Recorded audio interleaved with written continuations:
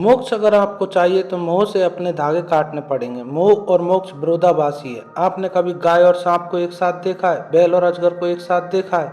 शिव जी से मिलिए। शिव जी के पास बासुकी और नंदी दोनों एक साथ होते हैं और दोनों एक दूसरे को नुकसान नहीं पहुंचाते।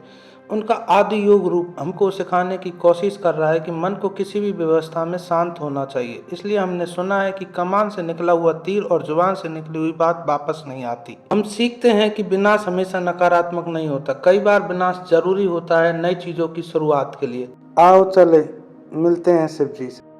हम शिव को तो सीख रहे हैं, लेकिन शिव से हम क्या सीख रहे हैं? कुछ चीजें हैं जो शिव की प्रतिमा, शिव के सारे अवतार और स्वयं शिव हमको समझाना चाहते हैं और सिखाना चाहते हैं। इस वीडियो में उन बातों पर बात करेंगे जिन्हें हमें शिव जी से जल्दी सीख लेनी चाहिए। पहला, एकात्मता। एकात्मता मतलब वननेस। शिव जी इस एक शब्द से ये समझाने की कोशिश कर रहे हैं कि हम लोग इस जाति, धर्म, पंथ, पूरा ये जो सामाजिक ताना बाना है, ढांचा है जिसमें लोगों को अलग अलग तरीके से ट्रीट किया जाता है, समानता के साथ ट्रीट नहीं किया जाता, इसको छोड़ना पड़ेगा। क्योंकि एक में ही सब है और सब में ही एक है। एक में जो सब है वो भी हम ही है और हम में जो एक है वो शिव है।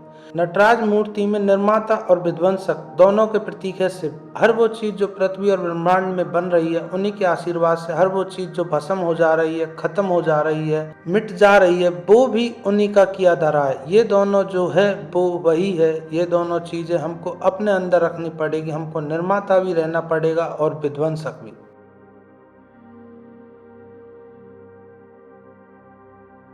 निर्माता किन चीज़ों का? अच्छी आदतों का, अच्छे लोगों का, अच्छे संस्कारों का। और विध्वंसक बनना पड़ेगा अपने ही बुरी आदतों का, अपने अंदर ही छिपे लालच, हर तरीके की बुराई, द्वेष, क्रोध, इन सब का विध्वंस करना हमारा काम है। अच्छी आदतें, अच्छे समाज का निर्माण करना भी हमारा ही काम है। शिव जी का तांडव रूप जो है, उस तांडव रूप से भी हम बहुत कुछ सीखते हैं।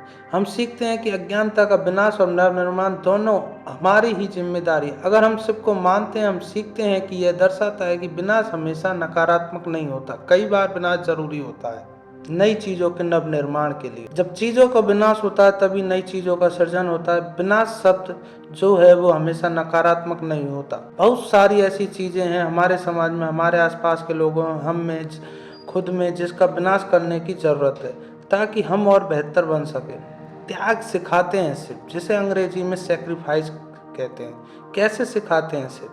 देखिए, आप मोक्ष की प्राप्ति करना चाहते हैं। मोक्ष मतलब सेल्वेशन। सेल्वेशन, मोक्ष अगर आपको चाहिए तो मोह से अपने धागे काटने पड़ेंगे। मोक्ष और मोह विरोधाभासी है। अगर आपको मोक्ष की प्राप्ति करनी है तो आपको सांसारिक मोह माया से अपने आप को परे करना पड़ेगा। इसलिए आप शिव की कई प्रतिमा देखते हैं कि वो पहाड़ में बैठे हैं, सांसारिक जीवन से दूर, आंखें बंद करके मगन अवस्था में क्या कर रहे हैं? वो सांसारिक मोह माया से परे रहने या एक एक करके तार या अपने धागे काटने की बात कर रहे हैं। शिव हमको सिखाते हैं कि बैलेंस बहुत जरूरी है दो चीजों में, एक स्ट्रेंथ और काइंडनेस। हिंदी में शब्द है उग्र करुणा। उग्र मतलब एग्रेसिव, उत्तेजित, करुणा मतलब काइंडनेस। ये दोनों शब्द एक साथ कैसे आ सकते हैं? शिव है तो आ सकते हैं। शिव कौन है? शिव वो भयंकर योद्धा हैं जो युद्ध में उतरे तो सब कुछ भूल जाए, और वही शिव दयालु रक्षक भी, कि अगर आप उनकी आराधना में मदद मांगने आएंगे तो काल से भी लड़ने आएंगे आपके लिए। तो ये जो बैलेंस है, एक बहुत खूंखार, एक बहुत खतरनाक, एक बहुत भयंकर योद्धा, उसी समय एक दयालु भगवान होने का जो भोलेनाथ भी है, ये है Shiv.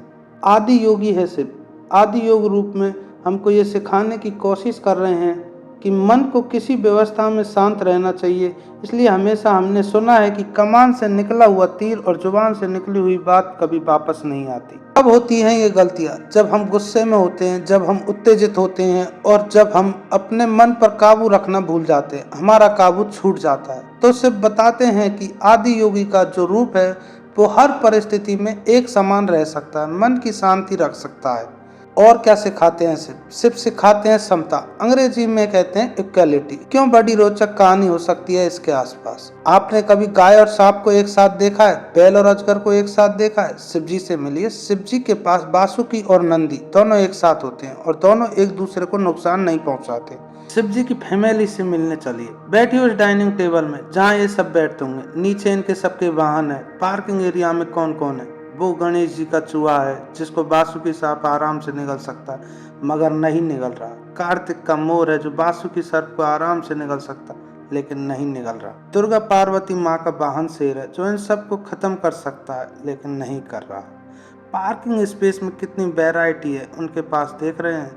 That is balance, that is the equality, कि सब लोगों के साथ सौहार्द बना के ही, ना ही सिर्फ इंसानों के साथ बल्कि अपने आसपास के जानवर, पशु पक्षी, पेड़ पौधों, वो सब भी इस सृष्टि को चलाने में उतना ही उनका योगदान है जितना आपका और मेरा।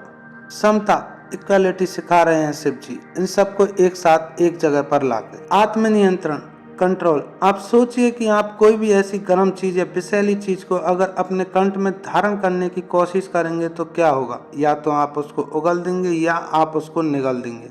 अगर आप उसको निगल लेंगे तो आपके शरीर को बहुत नुकसान होगा। अगर आप उगलेंगे तो जहर बन के मुंह से बातें निकलेंगी। उगलना जरूरी था इसलिए शिव जी ने उगला, निगलना नुकसानदायक था इसलिए शिव जी ने निगला नहीं, बीच में रोक लिया कंठ में, इसलिए उनका नाम पड़ा नीलकंठ।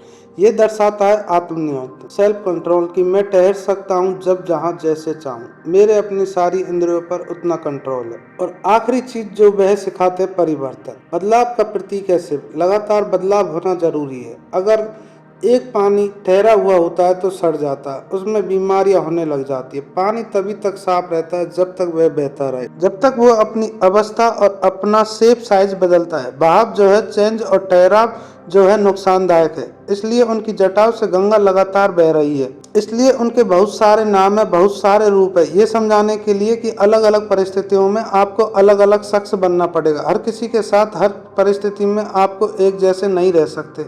ये था परिवर्तन। इतना तो शिव से मैं सीख रहा हूँ। आप क्या सीख रहे हैं मुझे सिखाइए।